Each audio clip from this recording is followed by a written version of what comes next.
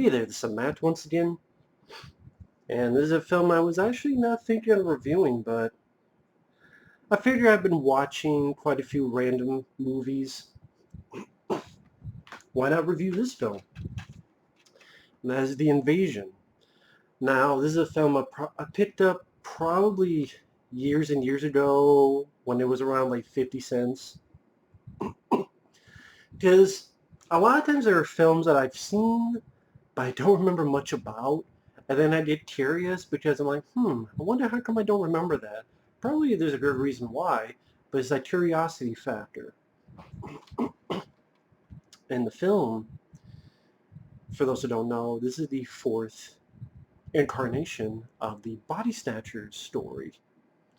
You had the invasion of the Body Snatchers in the 50s. You had the one in the 70s with Donald Sutherland. You have my favorite from 1994, 93, somewhere around there, directed by Abel Ferrara, that takes place on a military base. That's my favorite because I thought it had the best atmosphere. I thought it was the creepiest of the four.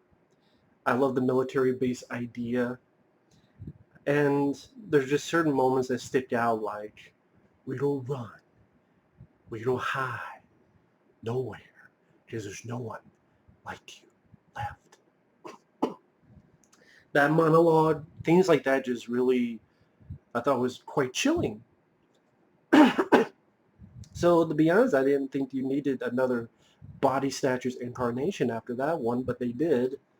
In 2007, this came out to little or really no fanfare. Critics were not big fans of the film. Audiences didn't flock to the film.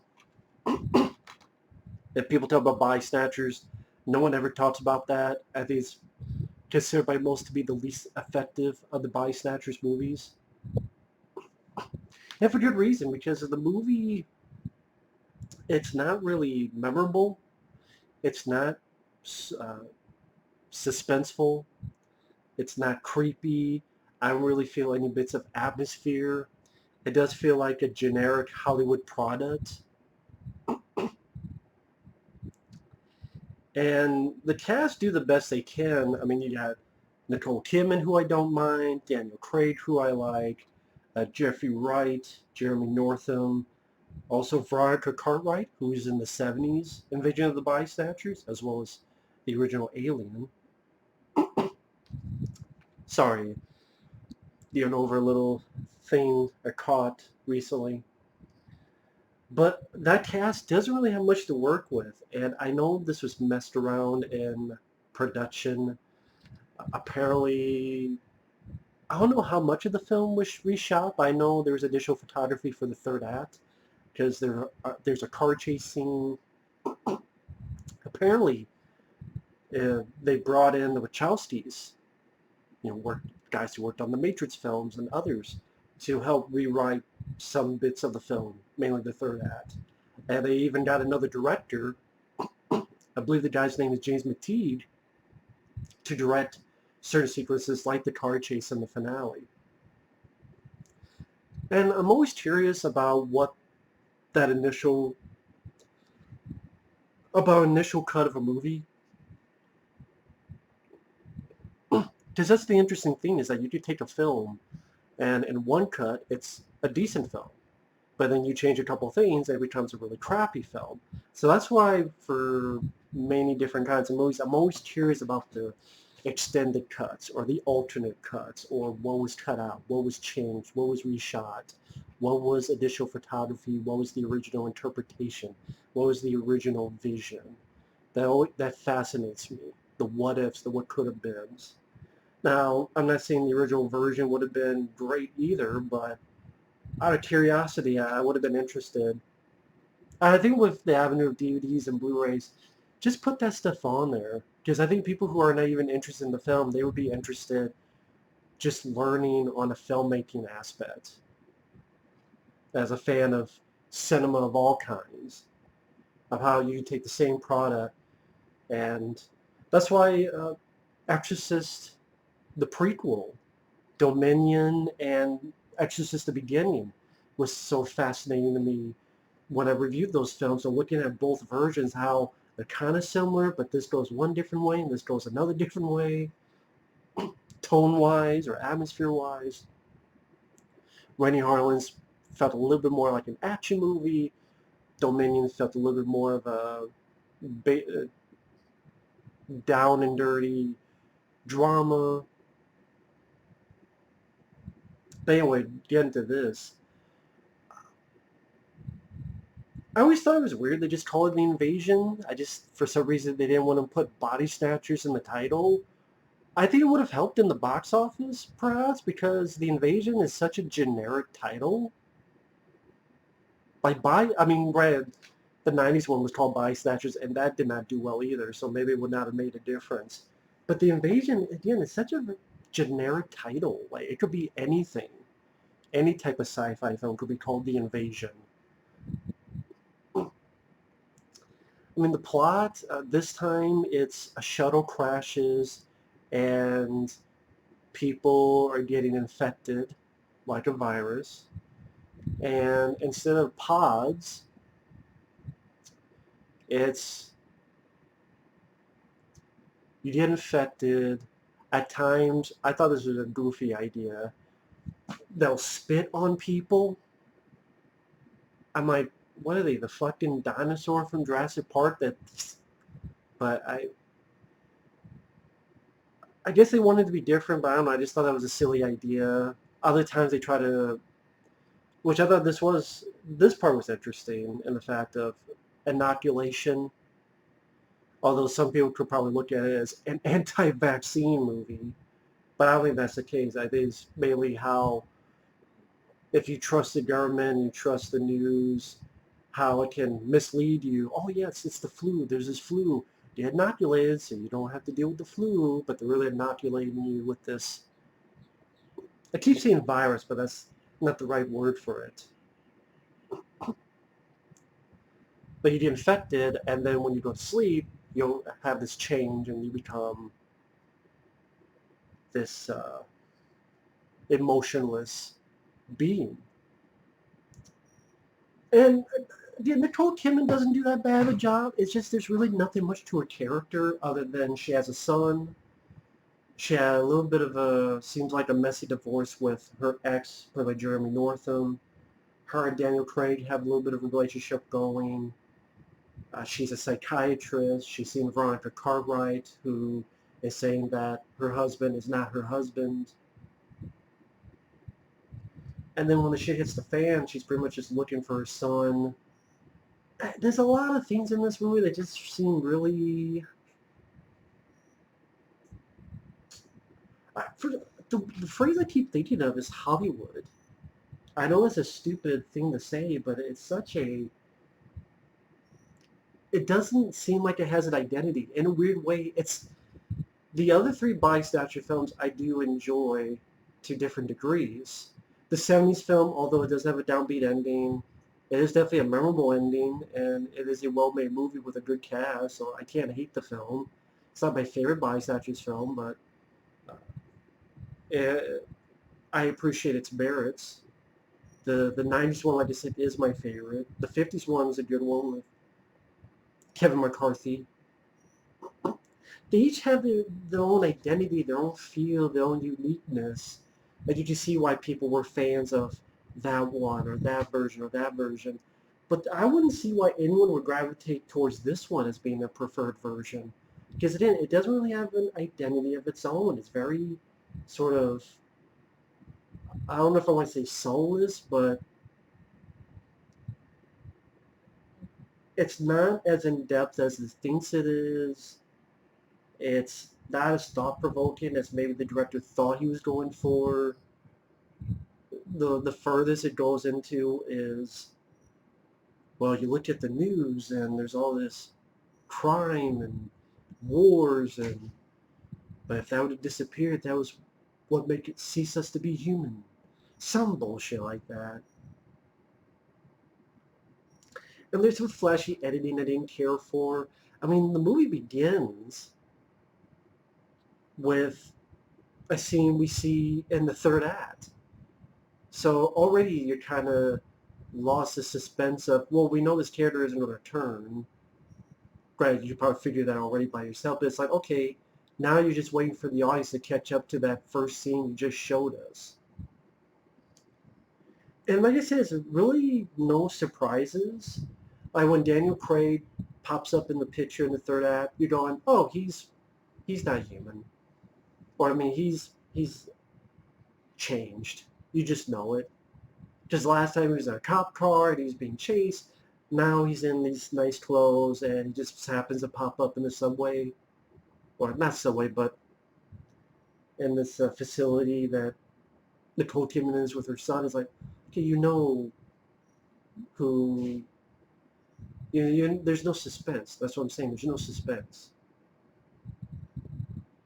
And then they do this thing where, oh, her son is immune. I'm like, that's really convenient that your son is immune.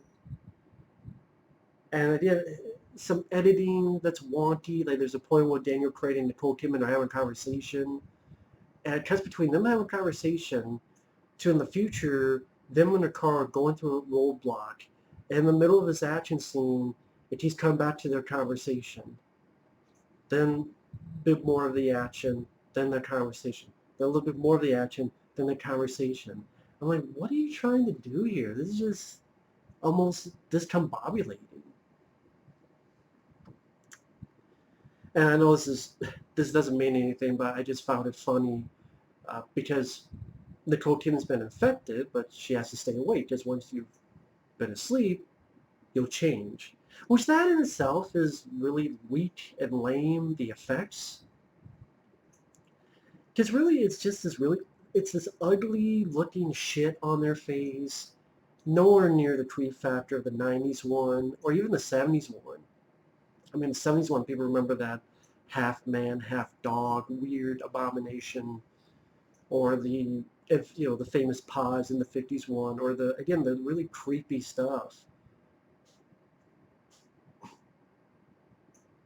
Like when the little boy finds his mom, and the body's like being sucked in like a vacuum and crumbles.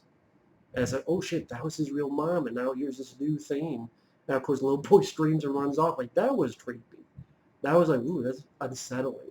Here, it just looks like some gack shit on their face with some pepper and salt on it. Really weak ass lame shit. But I was saying the funny thing is when she's trying to stay awake, one of the things she does is Mountain Dew. I never thought I would hear Nicole Kidman talk about Mountain Dew. I don't know why that struck me funny.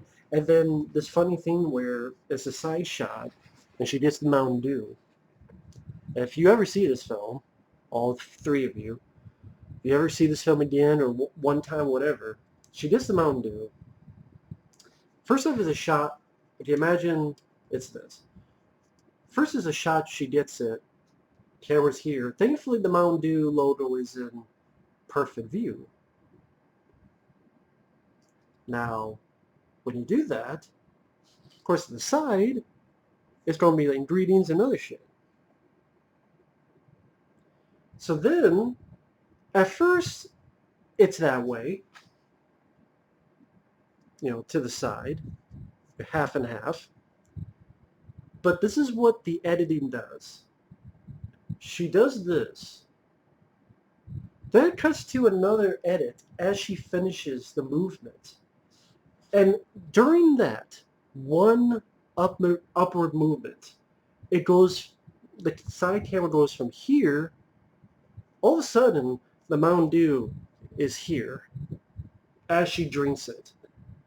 So literally, one edit, she's about ready to drink, cut, it's another shot, and then it finishes with the Mountain Dew logo facing camera. I know that means nothing, but I'm like, wow. I don't notice that shit. I really don't. I usually don't notice that kind of stuff. But even I'm like, come on, man.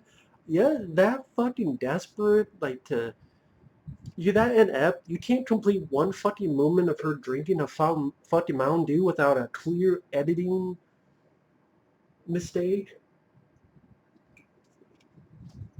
Shit, man. And what the fuck does a Body Snatchers movie need Mountain Dew product placement? But in order to survive the Body Snatchers, you need your Mountain Dew. And by the end, everything's fine. I mean, the car chase, again, apparently that was written later on by the Wachowskis and directed by this guy named James McTeigue. I don't know what else they directed. I don't know what the original ending would have been. I don't know. I don't know. I don't know if they really, if anyone's really cared to look into what the original stuff was. But this car chase, people are jumping on the hood of the car, on the side of the car. She's driving with her son. Good work on the stuntmen. They're falling off. There's a moment she does a swerve and like 2 or 3 stuntmen in slow motion fly off into the glass of a storefront. Well done stunt sequence. And then there's a point where someone throws a Molotov cocktail and the front of the car's on fire. And so, Nicole Kidman's character is driving this car while it's on fire. Again, decent stunt work. Doesn't save the film. And then they get to the rooftop, and again, there's really no suspense. They get in the helicopter, they leave.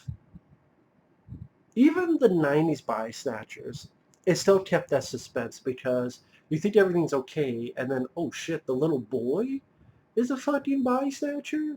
And then he gets pushed off and screams to his death. It's like, oh shit, that's creepy. I did not see that coming. Again, one of the many reasons why I enjoyed the 90s Body Snatchers more than, say, this film. And don't get me wrong, I'm a sucker for happy endings. I really am. I prefer a happy ending more than a downbeat one. It's just, even with that, it's very connect the dots.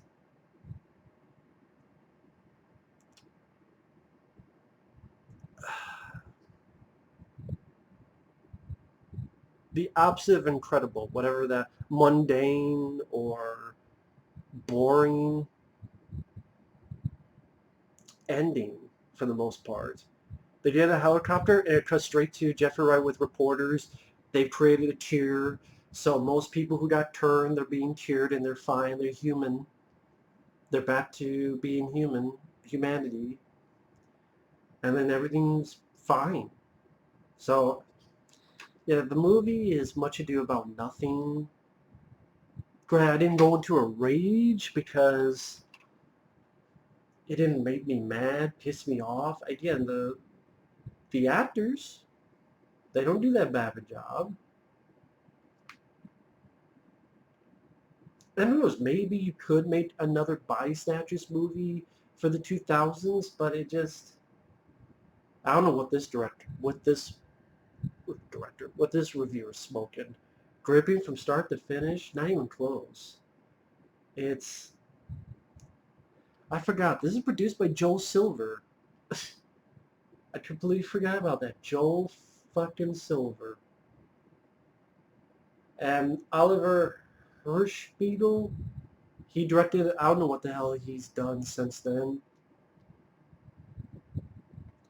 But yeah, forgettable, in one ear out the other, meh of a movie that the cast can't rise up against a very mediocre, boring script, some off flashy editing, a mundane package.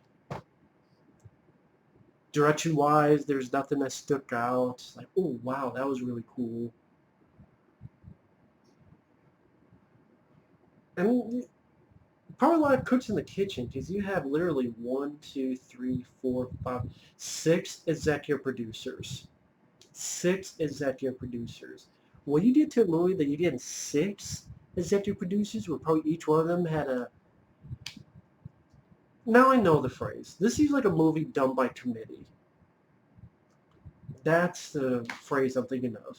That's what it feels like. A film done by committee without any inspiration or individuality, which again, kind of weird because it's a film about individuality being taken and being part of the group, being part of, I don't know, maybe if you actually put into that aspect where you don't want to be the outsider, you are the outsider, but now here's your chance to be part of the group, but you realize no, being an individual is the right way to go. Maybe you did a Body Snatchers with that angle, maybe it could have worked, but here it just, they didn't do that, and there's a reason why no one remembers this fucking film. No one ever talks about this fucking film.